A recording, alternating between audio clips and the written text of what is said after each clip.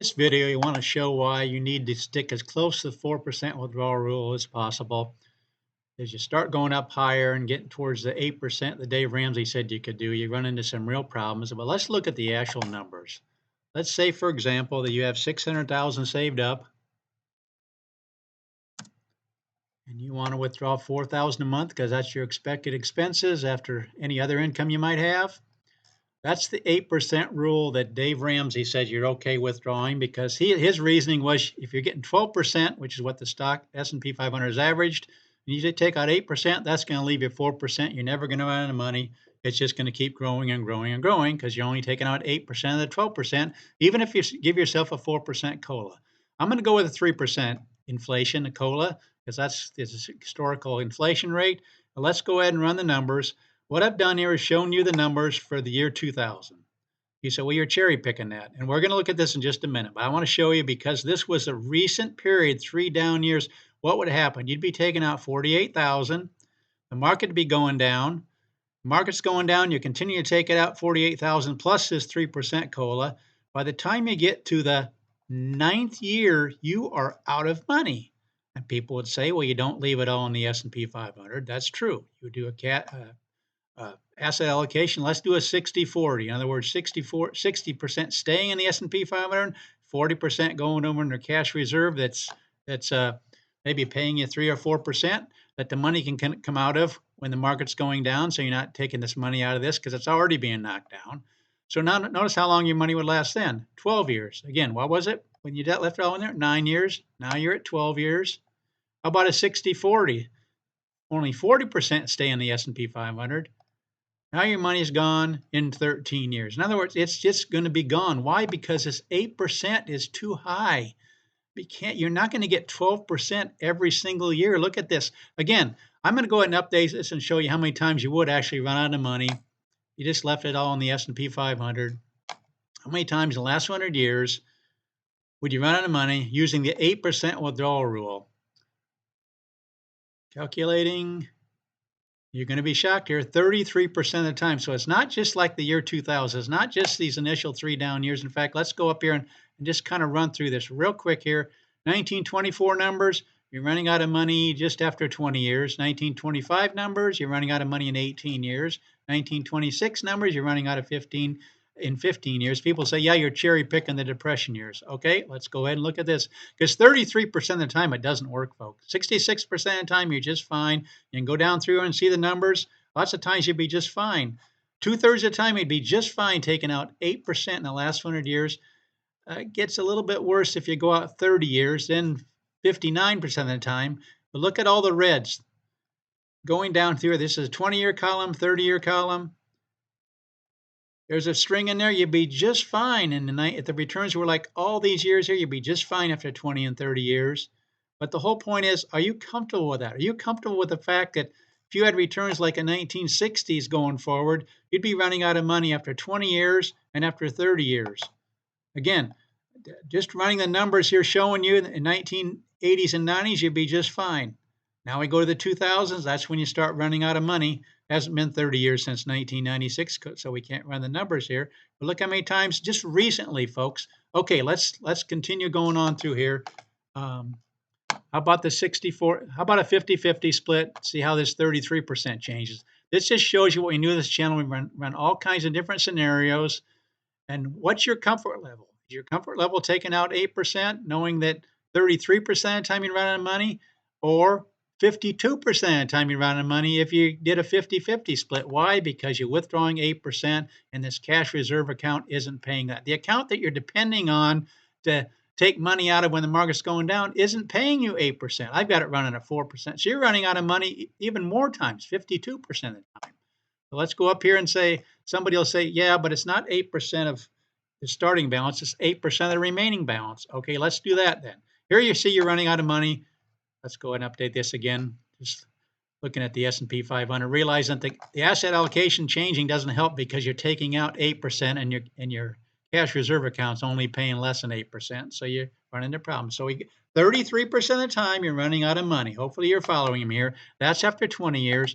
And 40% of the time you're running out of money after 30 years with this 8% rule. People say, well, you wouldn't take it out of the initial balance, you take out the remaining balance. Watch what happens. Right now, you're expecting to get 4,000 after 10 years of 3% inflation. You're expecting to take out 5,200. Watch what happens when you do 8% of remaining balance. Now, if we use 1926 numbers, let's go back to the year 2000 because that's the one that was most recent here. Bear with me here a second. You got 33% of time running on money, one of those being the year 2000. Again, I need to go back here. I'm jumping all over the place. You're running out of money in 9 years in the year 2000 because of these 3 down years. We go to the 8% rule of the remaining balance. Okay, the balance is going down. You're taking 8% out of what's left, so you're never going to run out of money because 92% of it's left. But look at what you're having to live on after 4 years of these 3 down years. The fourth year, you'd be taking out 1,857 a month when you were planning on 4,000 a month. Because you're taking 8% of the remaining balance, the balance is being knocked down. So 8% of that, yeah, you don't ever run out of money. I could update this right here, and there's gonna be money left. But that's because you're having to learn to live on less and less and less as time goes on. Look at this. After 10 years, you're planning on 4,000 a month, increasing that by, what would it be after 10 years again? You're planning on 5,219 to live off of. And what do you have to live off of with 8% of remaining balance? 1,291. How's that going to work out? In other words, this 8% rule just isn't going to work that well. 33% of the time you run out of money in the last 100 years. A lot of times you wouldn't, but do you want to take that risk? I mean, some years, again, we look at this. A lot of years you'd have 66% of the time you'd be fine. 53% of the time you have over $500,000 after 20 years. 34% of the time you had over $2 million. So there's definitely some times in there you would not have no problem whatsoever. But what's a better thing to do? Let's go down to a 6% withdrawal rate. See how this changes to 33%. 33% of the time with the 8% rule, we go down to 6%. How many times do you run out of money in the last 100 years? Given this same scenario, 11%. From 33% to 11%. A lot less times you're running out of money. How about a 60-40 split? Let's go ahead and update that. 60% staying in the S&P 500, 40% going over in the cash reserve. I hope you're catching all this. The importance of this withdrawal rate is what we're trying to point out. The 8% rule just didn't work out. 6% rule, going to a 60-40 split, it went from 11% failure rate down to a 10%. It didn't help a whole lot. Why? Because, again, the 6% is still more than what your cash reserve is probably paying. The account that you're going to that's not using the S&P 500. Unless you can find an account that's paying 6%, this is going to drop. Okay, let's go down to one more here. Let's go down to this typical 4% rule. I'll show you with no breakdown on asset allocation. How many times do you run out of money in the last 100 years sticking to the 4% rule? 4% rule, what do you end up with? 2% of the time, 1929 and 1930. They were such horrible years. Again, showing up there. But every other scenario, you're just in fine shape. That's why the 4% rule is so crucial. Again, here's the 1929 numbers. When you have 4 down years, then a down 35 and down, even the 4% rule didn't work back in 1929. How often does that happen? Let's go to the 2000s here, which is more recent. Downturn for 3 straight years. You have no problem. You are down to 215,000 after 20 years, but your money's lasting. So let's do a 60-40 split on that. And your money is lasting, let's see here, I don't have it shown here. You still have $74,000 after 24 years. Again, it's kind of problematic, but 24 years in retirement, you'd still have some money left, as opposed to the depression years, you wouldn't.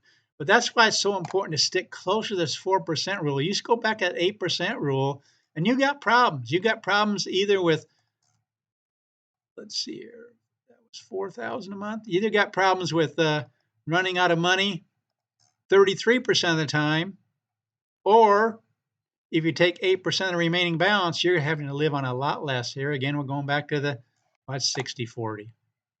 Let's do this. I showed you why that percentage was even worse, because you're not getting 8% on your bucket that you're using. Okay, I think it was 33%, right? 33% of the time. Are you comfortable with that? Lots of times you wouldn't. 66% of the time you'd be fine. But are you comfortable with a 33%, especially if something as recently as the year 2000, we had 3 down years and you're running out of money in 9 years?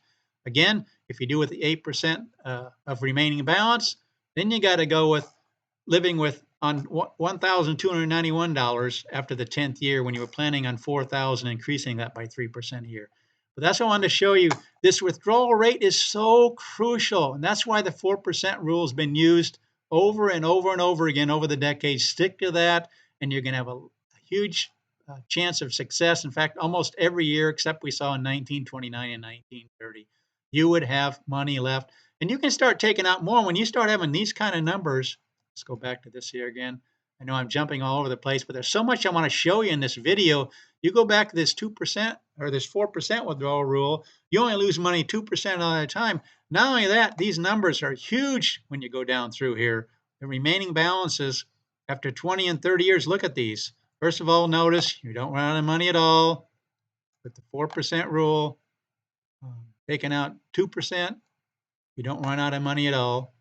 That's with, oh, excuse me, we need to go back to this one.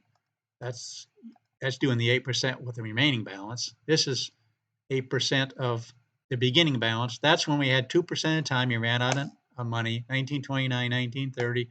But folks, if you start having these kind of monies after 10 and 20 years, you could take out more than 4% because you have all kinds of money, but you don't want to put yourself in the bind where you're running out of money 33% of the time, so you don't have that money after 20 and 30 years because you're running out of money 33% of the time. I know I've kind of rambled here, but I just wanted to show you the importance of sticking to the 4% rule. I also want to show you all the different variables we can do on this channel. 8% of beginning balance or 8% of remaining balance. That affects how much you're getting a month, but we can run any kinds of numbers. We can run, you give me your beginning balance, how much you want your expected expenses. Hopefully it's close to that 4% rule. If nothing else from this video, realize you need to stick to that 4% rule to have a high probability of success, almost a 100% chance, except if we would happen to have returns like 1929 and 1930. But again, this asset allocation doesn't help you much if you're at 8% because you're not getting 8% in your other account, your liquid account, your bucket account that you're withdrawing from when the market's going down. Again, I'm sharing a lot with you, but I just have so much on my heart. Stick to the 4% rule. Stick to the 4% rule. 8% rule is going to run you into all kinds of problems. You want me to run numbers for you, just ask me in the comment section. Again,